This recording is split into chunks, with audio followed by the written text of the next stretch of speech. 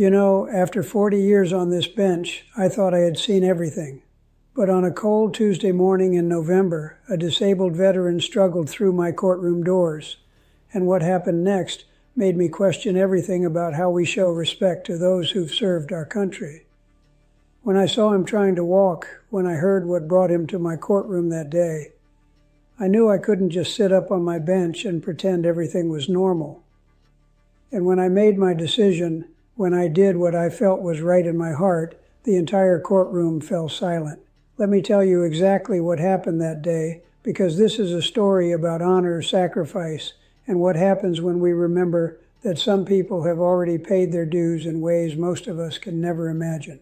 But before I tell you this whole story, do me a favor, hit that subscribe button and drop a comment telling me where you're watching from, because what I'm about to share with you is something that needs to be heard. Trust me, you won't want to miss a single word of this. I've been a judge in Providence, Rhode Island for 40 years. Every morning I wake up at 5:30, have my coffee with my wife Joyce, and I'm at the courthouse by 8:15. Christina, my clerk, she's been with me for 23 years now, and she knows exactly how I like my coffee. Strong, black, no sugar. She has it waiting on my desk before I even take off my coat. My father came to this country from Italy with nothing but hope and a strong back. He worked construction until his hands were rough as sandpaper. He taught me something I've never forgotten. He said, "Frankie, it doesn't matter if a man is a millionaire or a street sweeper. You treat him with respect. You look him in the eye. You remember he's somebody's son, somebody's father." That lesson, those words from my father, they've guided every decision I've made from this bench. That particular morning, I remember it was cold, really cold, the kind of November day in Rhode Island where the wind cuts right through your coat. I got to the courthouse at my usual time, 8:15 on the dot. I've been doing it since 1984, and my body just knows the routine now. I walked through the employee entrance, nodded to Paul the security guard like I do every morning, and took the stairs to my chambers on the second floor. I never take the elevator unless my knee is acting up. Those stairs keep me young, or at least that's what I tell myself. Christina was already there with my coffee and the morning's case files. She looked up at me with this expression I couldn't quite read. I said, "Good morning, Christina. What do we have today?" She handed me the stack of files and said, "Judge, it's a full docket, 23 cases, but there's one I think you should know about." I could tell from her voice something was different. I've known this woman for over 2 decades. I can read her face like a book. I said, "What is it?" She pointed to a file about halfway down the stack. She said, "Parking violations." "But Judge, the defendant is a veteran, disabled, Purple Heart recipient." I felt something shift in my chest when she said that. I opened the file and read through it. The defendant's name was James Sullivan, age 67. The charges were 3 unpaid parking tickets over the last 6 months, totaling $450 with late fees. There was a note from the parking enforcement office saying Mr. Sullivan had ignored multiple notices. I looked at Christina and I said, "Do we know anything else about him?" She shook her head. She said, "Just what's in the file, Judge." But I saw him in the hallway earlier. He's got a cane. Looks like he has trouble walking. Something about that image, a 67-year-old veteran with a cane coming to my courtroom over parking tickets, it didn't sit right with me. But I had 22 other cases to get through first, so I put on my robe and headed into the courtroom. The morning started like most mornings do. A young woman who'd parked in a resident-only zone because she was late for a job interview. I could see the desperation in her eyes, the way she was trying so hard to explain. I listened to her story, and I thought about my own daughter when she was that age, searching for her first real job, making mistakes, learning. I said, "Case dismissed. Try to read the signs more carefully next time." She thanked me about 5 times before she left. Then there was an elderly man who'd gotten a ticket because his meter expired while he was in the pharmacy picking up heart medication. His hand shook as he held the citation. I looked at him and I thought about my father in his final years. I said, "Sir, take care of your health. That's more important than any parking ticket. Case dismissed." That's when I heard the courtroom door open. I looked up from the file I was reading and I saw him, James Sullivan, I knew it was him immediately because of the way he moved. He was using a cane, one of those four-pronged canes that give you extra stability, and every step looked like it took effort, real effort, the kind that makes you hold your breath watching. He was wearing an old brown jacket that had seen better days, pressed khaki pants, and a red tie. I noticed the tie right away because you could tell he'd put thought into getting dressed for court. He was showing respect. His face was weathered, lined with years I couldn't begin to imagine, but his eyes, they were clear and focused, determined. I watched him make his way down the center aisle of my courtroom. It took him almost a full minute to walk maybe 30 feet. Nobody said a word. The whole courtroom just watched in silence. I could hear the tap, tap, tap of his cane against the floor. I saw him grimace with every other step, his right leg dragging slightly. When he finally reached the front, he was breathing hard. Christina stood up to call his case, but I held up my hand. I needed a moment. I needed to see this man catch his breath, to let him have his dignity. I looked down at Mr. Sullivan standing there, and I felt something I don't often feel in my courtroom. I felt ashamed. Ashamed that this man, this veteran, who had clearly given so much for his country, had to struggle through my courthouse, had to stand before me over parking tickets. I said, "Mr. Sullivan, please take a moment. Catch your breath." He looked up at me, and I saw surprise on his face, like he wasn't used to being treated with patience. He nodded and said, "Thank you, Your Honor." His voice was strong despite his labored breathing. That told me something right there. This was a man who'd maintained his dignity through whatever he'd been through. I looked at my bench, at the height of it, at the distance between where I sat and where this man stood, and something inside me said this wasn't right. This wasn't how this should go. I made a decision in that moment that I'd only made maybe a handful of times in 40 years. I stood up from my bench. I heard a few gasps from the gallery. Christina looked at me with wide eyes. I said, "Mr. Sullivan, I'm coming down there. I don't think we need this barrier between us today." I stepped down from my bench, walked around to the front, and stood maybe 3 feet from him. I was at his level now, eye to eye, man to man. I could see him more clearly now, the lines around his eyes, the scar that ran along his left jaw, the Purple Heart pin on his lapel that I'd noticed from the bench, but could really see now. I said, "Mr. Sullivan, I see you served our country." He straightened up as much as his condition would allow. He said, "Yes, Your Honor, United States Marine Corps, Vietnam, 68 to 69. I felt my throat tighten. I thought about my own time as a young man in the 60s, how I'd gone to law school while men like James Sullivan went to war. I said, "Thank you for your service, sir. I mean that." He nodded and said, "It was my honor, Your Honor." I looked down at the file in my hand. 3 parking tickets, $450. I said, "Mr. Sullivan, tell me what happened. Why are we here today?" He took a breath and said, "Your Honor, I have a medical condition, result of my service. I have trouble walking, as you can see. Sometimes I need to park close to where I'm going. Doctor's appointments mostly, the VA hospital, physical therapy." He paused, and I could see him choosing his words carefully. He said, "The parking around the VA, it's limited. Handicapped spaces fill up fast. Sometimes I have to park in spots that might be violations. But I can't walk long distances, Your Honor.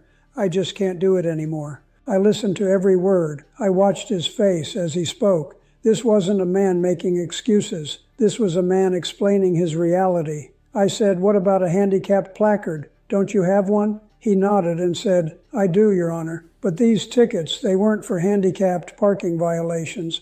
They were for expired meters and time limit violations." He shifted his weight, and I saw him wince. He said, "Sometimes my appointments run long. Sometimes I can't get back to my car in time. My leg, it doesn't move as fast as it used to. I used to be able to run 5 miles carrying a 50-pound pack. Now I can barely make it 50 feet.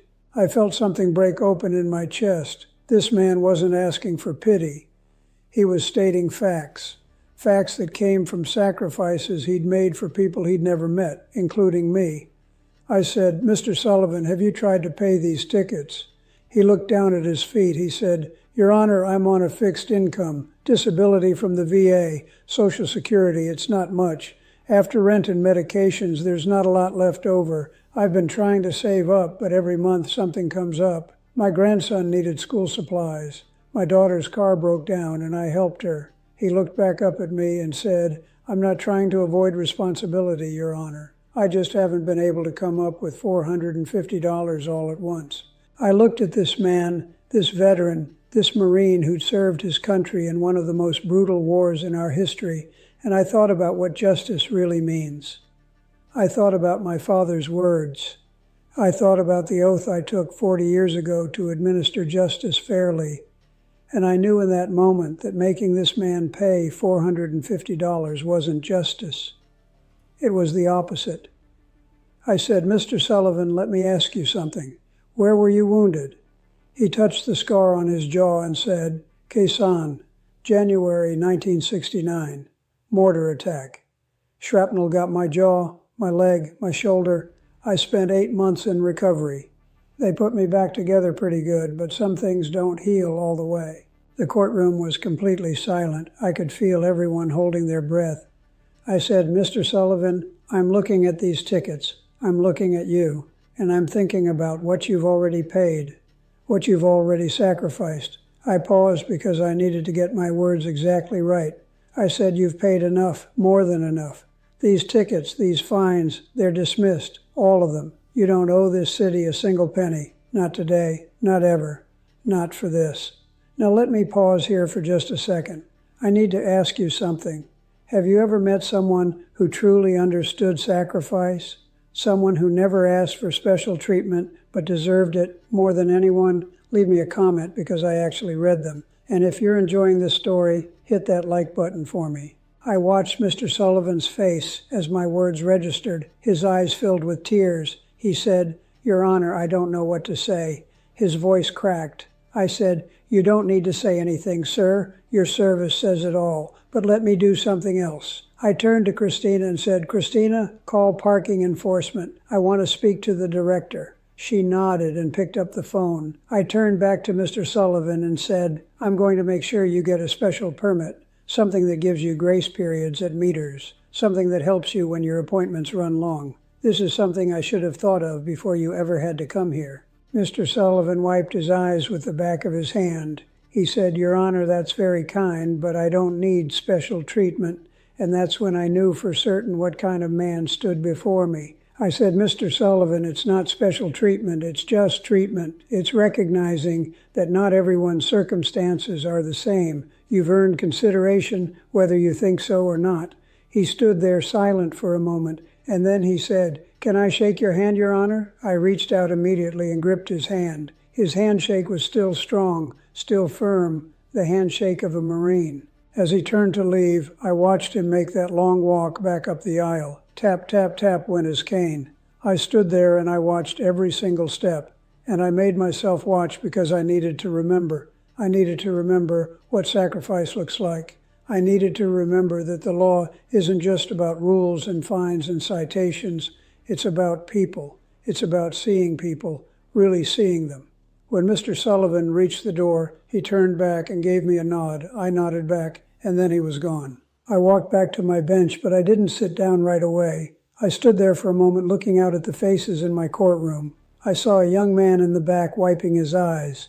I saw an older woman nodding her head. I saw my clerk, Christina, with her hand over her heart. I said, We're going to take a 15-minute recess. I need a moment.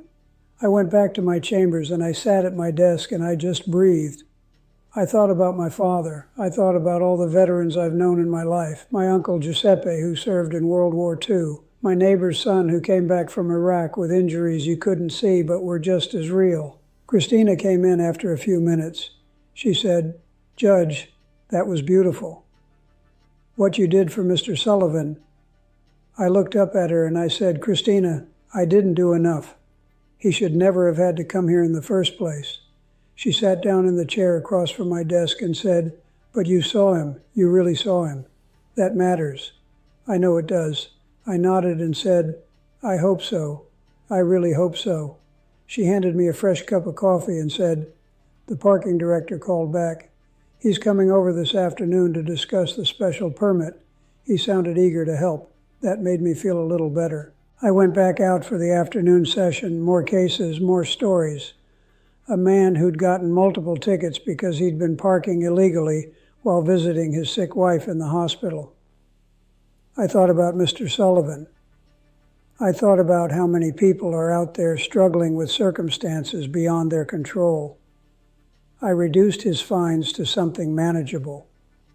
A woman who'd parked in a loading zone because her child was having an asthma attack and she needed to get to the emergency room. I looked at her and I thought about the panic of a mother trying to save her child. Case dismissed.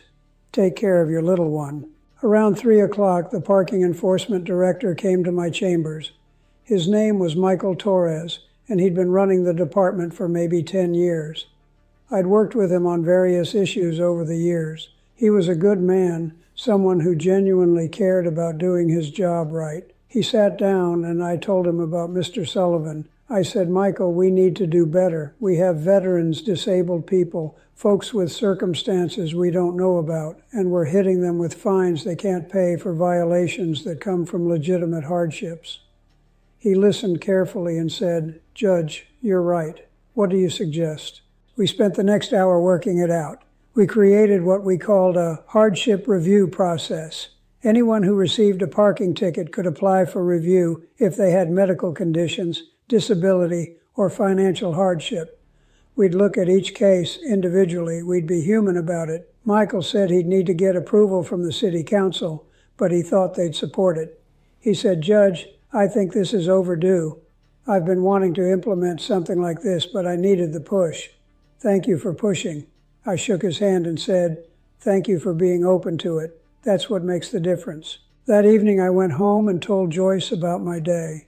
We sat at the kitchen table, the same table we've had for 30 years, and I told her about Mr. Sullivan, about watching him walk with that cane, about the Purple Heart pin, about dismissing his tickets and the look in his eyes. Joyce reached across the table and squeezed my hand. She said, Frank, this is why you do what you do. This is why you've stayed on that bench for 40 years when you could have retired. Because you see people. She had tears in her eyes. She said, I'm proud of you. I squeezed her hand back and said, I just wish I could do more. The next morning, I got to the courthouse at my usual time. Christina met me at my chambers with my coffee and a smile. She said, Judge, you need to see this. She handed me her phone, and on the screen was a news article. The headline read, Judge steps down from bench to help disabled veteran. Someone in the courtroom had written about what happened. The article described Mr. Sullivan's struggle to walk, my decision to come down from the bench, the dismissal of his tickets. At the bottom was a quote from Mr. Sullivan himself. He said, Judge Caprio restored my faith in the system. He treated me with dignity. He saw me as a person, not just a case number. I felt my eyes get wet reading those words. Christina said, Judge, it's all over social media. People are sharing it everywhere. My phone's been ringing since 6 this morning. News stations want to interview you. I shook my head and said, no interviews. This isn't about me getting attention. This is about doing what's right. She nodded and said, I figured you'd say that. But Judge, people are inspired. They're talking about how we treat our veterans, how we need to do better. That's a good thing. I sat down at my desk and said, then that's the story that should be told. Not about me, but about the James Sullivans of the world, about what they've sacrificed and how we need to honor that. Over the next few days, something unexpected happened. Donations started coming in. People from all over the country sent money designated for veterans dealing with parking fines or legal fees. By the end of the week, we had raised over $30,000. I worked with Michael Torres and some veterans organizations to set up a fund. We called it the James Sullivan Veterans Legal Assistance Fund. It would help veterans pay fines, get legal representation, and navigate systems that were often confusing and overwhelming. When I called Mr. Sullivan to tell him, he was speechless. He finally said, Your Honor, I don't know what I did to deserve this. I said, Mr. Sullivan, you served. That's what you did. That's more than enough. I'm going to be honest with you. At this point, I was overwhelmed by the response. If you've ever felt that sense of community coming together for something good, you know what I'm talking about. Hit that like button if you're still with me, and make sure you're subscribed, because what happens next really touched my heart in ways I didn't expect. About 2 weeks after that day in court, I got a letter. It was addressed to me at the courthouse, and the return address was from a VFW post in Providence. I opened it during my lunch break. Inside was a handwritten letter from a man named Robert Chen. He wrote that he was a Vietnam veteran who'd served with Mr. Sullivan at Khe Sanh. He'd read about what happened in my courtroom, and he wanted me to know more about James Sullivan. He wrote that Sullivan had saved his life during that mortar attack, that Sullivan had been hit by shrapnel but still dragged Chen to safety while under fire, that Sullivan had refused medical treatment until everyone else in his unit was taken care of first. I sat there reading this letter, and I realized I'd only seen the smallest piece of who James Sullivan was. Robert Chen wrote about how Sullivan came home from the war and became a carpenter, how he'd built affordable houses for low-income families, how he'd volunteered with Habitat for Humanity every weekend until his injuries made it impossible, how he'd raised 3 kids on his own after his wife died of cancer, how every single one of those kids graduated from college, the first in their family to do so. Chen wrote, "Judge Caprio, you honored a true American hero. Thank you for seeing him. Thank you for treating him the way he deserves to be treated. Thank you for reminding us all that character and service matter more than rules." I finished reading that letter and I put my head in my hands and I just sat there. I thought about what my father used to tell me. He'd say, "Frankie, you never know what someone's been through. You never know what battles they've fought that you can't see. Treat everyone like they might be carrying a burden you can't imagine, because chances are they are." That letter from Robert Chen reminded me that my father was right, that James Sullivan had been carrying burdens I couldn't begin to understand, and all he'd asked for was a little grace, a little understanding, because he couldn't walk as fast as he used to. That afternoon, I asked Christina to get me James Sullivan's phone number. I wanted to call him personally. She found it in the case file, and I dialed it during my afternoon break. He answered on the 3rd ring. He said, "Hello?" I said, "Mr. Sullivan, this is Judge Caprio." There was a pause, and then he said, "Your Honor, is everything all right?" I smiled at that. Even after everything, his first thought was concern that something was wrong. I said, "Everything's fine, Mr. Sullivan. I just wanted to check in on you, see how you're doing." He said, "I'm doing well, Your Honor, really well. That permit you arranged, it's made such a difference. I can get to my appointments without the stress now. I don't have to worry about rushing back to my car when my leg isn't cooperating." I said, "I'm glad to hear that, sir. I also wanted to tell you I received a letter from Robert Chen." There was silence on the other end. Then he said quietly, "Bobby Chen. I haven't talked to him in a few years. How's he doing?" I said, "He's doing well.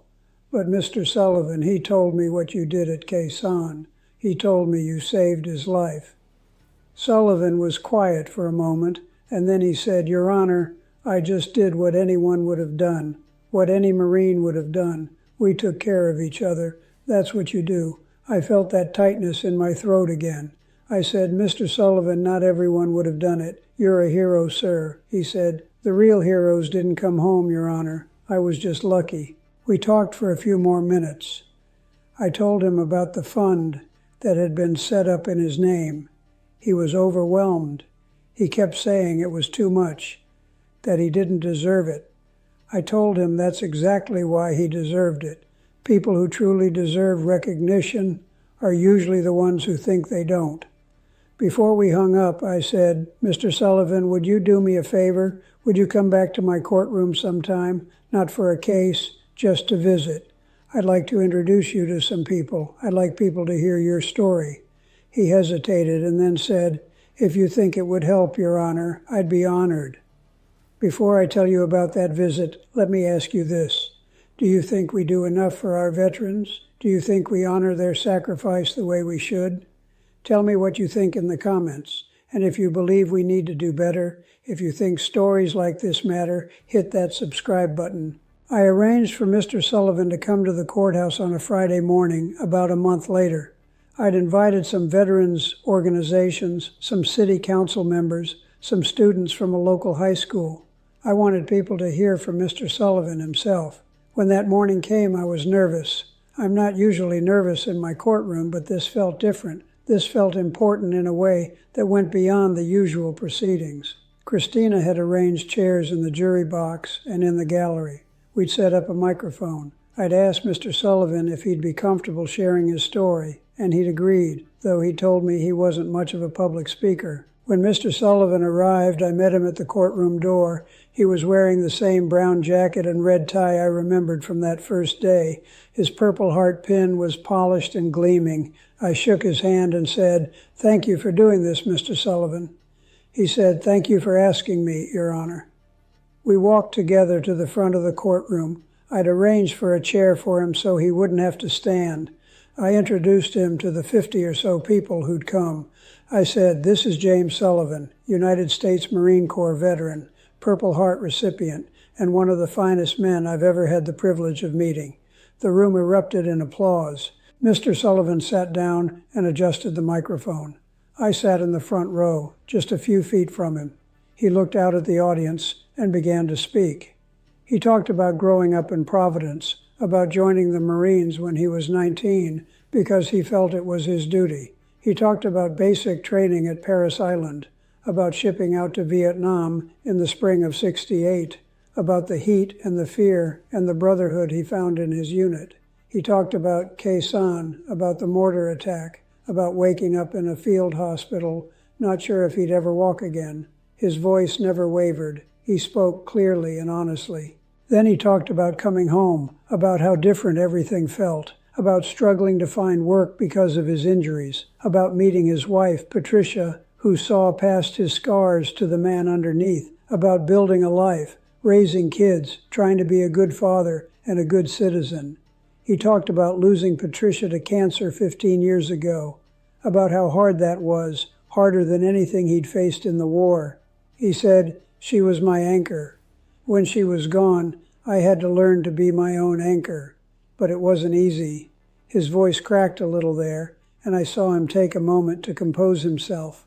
Then he talked about his struggles with parking tickets, about how embarrassing it was to not be able to afford to pay them, about how ashamed he felt coming to court. He looked at me and said, "But Judge Caprio, he didn't make me feel ashamed. He made me feel seen. He made me feel like I mattered, and that's something I hadn't felt in a long time." The room was absolutely silent. People were crying. I was crying.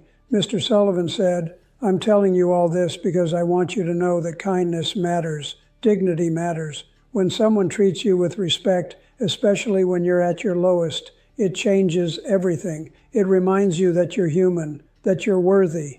After Mr. Sullivan finished speaking, I stood up and addressed the audience. I said, "This is why I've stayed on this bench for 40 years, for moments like this, for people like James Sullivan who remind me what really matters. The law is important, rules are important, but people are more important. Understanding people's circumstances, seeing their humanity, treating them with dignity, even when they're in front of you because they've broken a rule, that's what justice really means." I looked at Mr. Sullivan and said, "Sir, you've taught me as much as I hope I've helped you. Thank you for your service. Thank you for your example. Thank you for being who you are."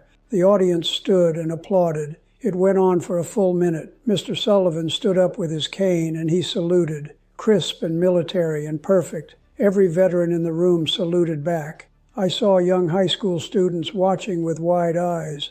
I saw city council members taking notes. I saw Christina in the back corner wiping tears from her face. When the applause finally died down, people lined up to shake Mr. Sullivan's hand, to thank him, to take photos with him. He stood there for over an hour, greeting every single person, shaking every hand, never complaining about his leg or his pain. One of the high school students, a young girl, maybe 16 years old, approached Mr. Sullivan near the end. I was standing nearby and I heard their conversation. She said, "Mr. Sullivan, I'm thinking about joining the military. Do you think I should?" He looked at her with such kindness and said, "Young lady, that's a decision only you can make." But I'll tell you this.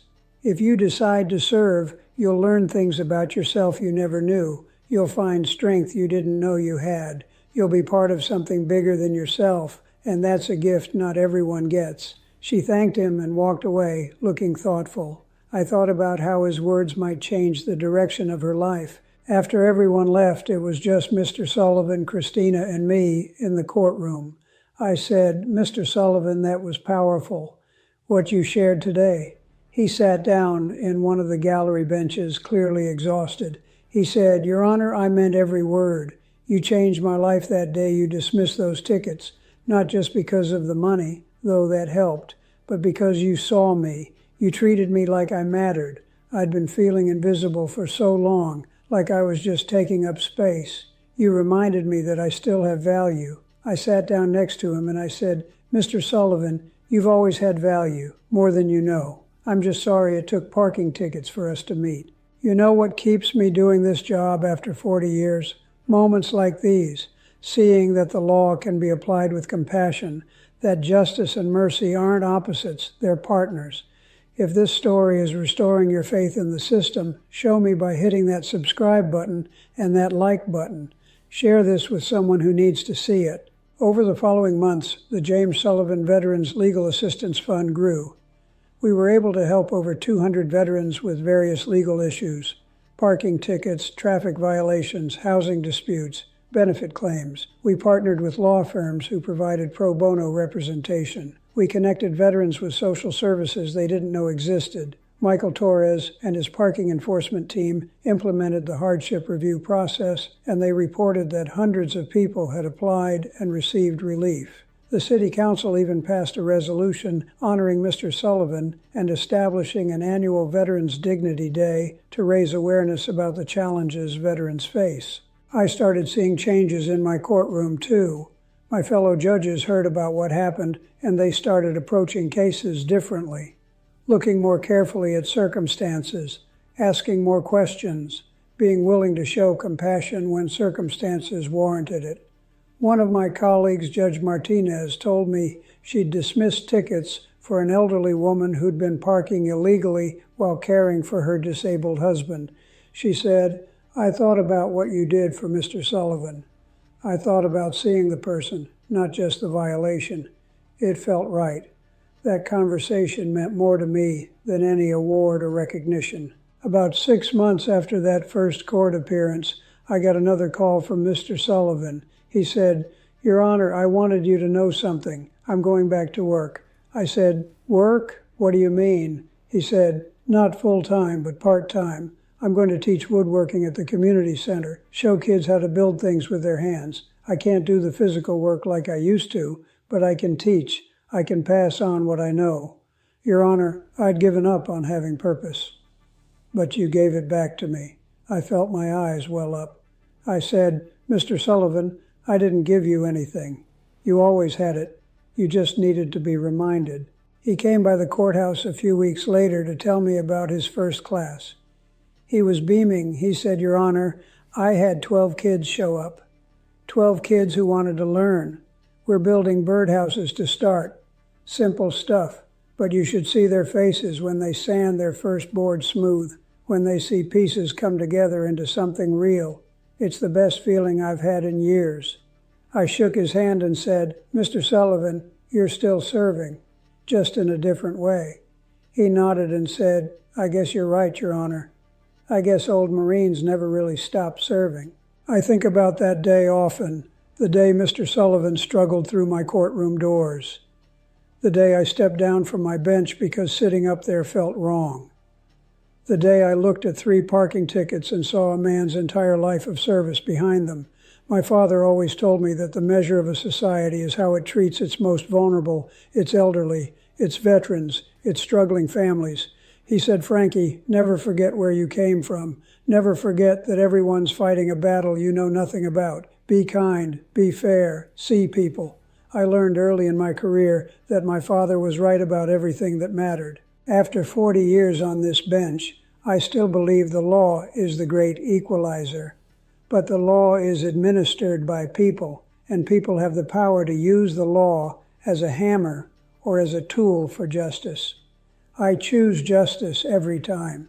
Justice that sees circumstances. Justice that understands context. Justice that remembers that behind every case number is a human being with a story, with struggles, with dignity that deserves to be recognized and protected. Money can't buy integrity. It can't buy respect. It can't buy the kind of character that James Sullivan has. And it shouldn't buy someone a pass while someone like him gets crushed by a system that doesn't see him. I've learned one thing in 40 years. The law doesn't care about your bank account. It shouldn't anyway. It should care about your actions, your circumstances, your humanity. In my courtroom, a nurse and a millionaire stand on exactly the same ground. A veteran and a CEO get the same respect. A struggling single mother and a corporate lawyer are both heard with the same attention. That's how it should be. That's what the robe I wear represents. Not power, but responsibility. The responsibility to see every person who stands before me as exactly that. A person, someone's son or daughter, someone's mother or father, someone who matters. The story of James Sullivan changed me. It reminded me why I became a judge in the first place, not to punish people, though sometimes punishment is necessary, but to help people, to be fair, to recognize that rules exist to create order and safety, but they should never be applied so rigidly that they crush the very people they're meant to protect. Mr. Sullivan's parking tickets were technically violations. He'd technically broken the rules, but enforcing those rules without seeing the circumstances, without understanding what he'd sacrificed, what he was dealing with, would have been technically correct and morally bankrupt. I told Mr. Sullivan something my father taught me. I said, respect isn't something you demand. It's something you earn, and you've earned it in ways most of us never will. You've earned it through service, through sacrifice, through raising your family right, through continuing to contribute even when your body won't cooperate, through maintaining your dignity even when systems failed you. You've earned respect just by being who you are. He said to me, Your Honor, your father must have been a wise man. I said he was, and he'd have been honored to shake your hand. Later that afternoon in my chambers, I reflected on everything that had happened. The U.S. Attorney's Office had been working on the Veterans Fund implementation with local organizations. He explained how the fund was being structured to ensure it could help veterans for years to come. I learned that contributions were still coming in from across the country. People who'd heard the story and wanted to help. The numbers were significant, over $70,000 now, enough to help hundreds of veterans, all because one man struggled through a courtroom door and another man decided to see him. I sat there thinking about how one moment can ripple out in ways you never imagine. I thought about all the veterans who'd been helped by the fund, all the judges who'd been inspired to show more compassion, all the students who'd heard Mr. Sullivan speak and learned what service really means, all the people who'd read or heard about what happened and maybe treated someone in their own life with a little more kindness. One moment, one decision to step down from my bench and meet a man at his level. That's all it was. But it changed things. It changed me. 2 years later, I received a letter from Mr. Sullivan. He was in the hospital. His daughter had written the address on the envelope, but the shaky handwriting inside was his. He wrote, Your Honor, the doctors tell me I don't have much time left. My heart is giving out. But I wanted to write to you before I go. I wanted to thank you again for what you did for me. You gave me my dignity back. You gave me purpose for my final years. Because of you, I got to teach kids woodworking. I got to feel useful again. I got to feel seen. Your Honor, I'm not afraid to die. I've lived a full life, but I'm grateful that the end of it was filled with more kindness than I ever expected. Thank you for being the kind of man my father told me existed, but I'd stopped believing in. God bless you. I read that letter 3 times. Then I put it down and I cried. I cried for James Sullivan. I cried for all the veterans who never got the help they needed. I cried because I wished I'd done more. I called his daughter immediately. She told me he'd passed away that morning, peacefully, surrounded by his kids, and grandkids. She said, "Judge Caprio, my father talked about you all the time, about what you did for him. You made his last years better than they would have been. Thank you." I could barely speak. I said, "Your father was a great man. It was my honor to know him." She said, "He would have liked hearing you say that." I went to Mr. Sullivan's funeral. It was at a small church in Providence, packed with people. Veterans in their dress uniforms, students from his woodworking classes, neighbors, family. I sat in the back, but his daughter saw me and insisted I sit up front. During the service, a young man spoke. He said his name was David, and he'd been in Mr. Sullivan's woodworking class. He said, "Mr. Sullivan taught me more than how to build birdhouses. He taught me that everyone has value, that struggles don't define you, that you can keep serving even when your body fails. He taught me to see people, really see them, just like Judge Caprio saw him." At the cemetery, the honor guard folded the flag from his casket and presented it to his daughter. They played taps. Veterans saluted. I stood there watching, and I thought about that day in my courtroom, about watching him struggle with his cane, about the Purple Heart pin, about stepping down from my bench, about 3 parking tickets that led to all of this. I thought about how grateful I was that I'd paid attention that day, that I'd listened to what my gut told me, that I'd chosen compassion over rigidity. After the burial, Mr. Sullivan's daughter approached me. She handed me a small box. She said, "My father wanted you to have this." Inside was his Purple Heart medal. I said, "I can't accept this. This belongs to your family." She shook her head. She said, "Judge Caprio, my father said you honored his service more than a medal ever could. He wanted you to have it as a reminder that seeing people matters, that kindness matters, that justice is about more than rules. Please take it." I held that medal in my hand, feeling its weight, and I said, "I'll treasure this. I'll keep it in my chambers where I can see it every day." She hugged me and said, "Thank you for loving my father." And guess who started a scholarship fund with some of the remaining money from the Veterans Assistance Fund? Mr. Sullivan's daughter. She created the James Sullivan Scholarship for veterans' children pursuing skilled trades. She said her father had always believed in the dignity of work, of building things with your hands, of having a trade that could support a family. The first scholarship went to David, the young man from the woodworking class who spoke at the funeral. He was going to study carpentry, carrying on what Mr. Sullivan had taught him.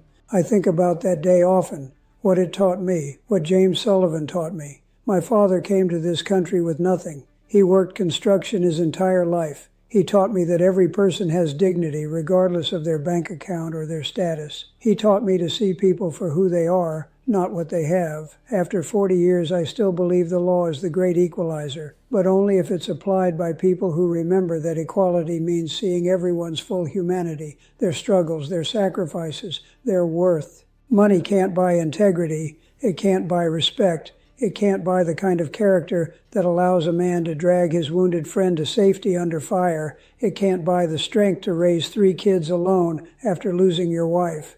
It can't buy the grace to keep serving your community even when your body betrays you. James Sullivan had all of that, not because of money, but because of who he was. And I almost missed it. I almost let him just be another case, another set of tickets, another fine to collect. But something made me look up. Something made me really see him. So let me ask you this. Do you think I made the right decision? Do you think dismissing those tickets was justice? Or should rules be rules regardless of circumstances? I'm genuinely curious what you think. And here's another question for you. If you were in my position, what would you have done? Would you have stepped down from the bench? Would you have looked past the violations to see the man? Or would you have stuck to the letter of the law? I'd love to hear your thoughts in the comments below. I actually read them, every single one. Your perspectives matter to me. They help me think about these situations from angles I might not have considered. If this story meant something to you, if you believe in justice that sees people, if you think we need to do better by our veterans and by everyone who's struggling, do me a favor. Hit that like button and subscribe to this channel. Turn on that bell icon so you never miss another story from my courtroom. Share this video with someone who needs to hear this message, someone who's been feeling invisible, someone who believes that character matters more than money, someone who wants to believe the system can work right when people choose to make it work right. And check out the next video on your screen. I've got another incredible story from my courtroom that you won't believe. It's about a homeless man accused of stealing food and what I discovered about him that changed everything. I'll see you there with another lesson about justice, respect, and what really matters in this life. I'm Frank Caprio. I've been on this bench for 40 years because I believe something simple. We're all equal before the law, every single one of us, rich or poor, powerful or powerless, veteran or civilian, struggling or thriving. That's what makes this country work. That's what makes justice real. Thank you for listening to my story. Thank you for caring about James Sullivan's story. God bless you, and remember, respect costs nothing, but it's worth everything, especially when you give it to someone who's been fighting battles you'll never see. See them, really see them. That's all it takes to change someone's life.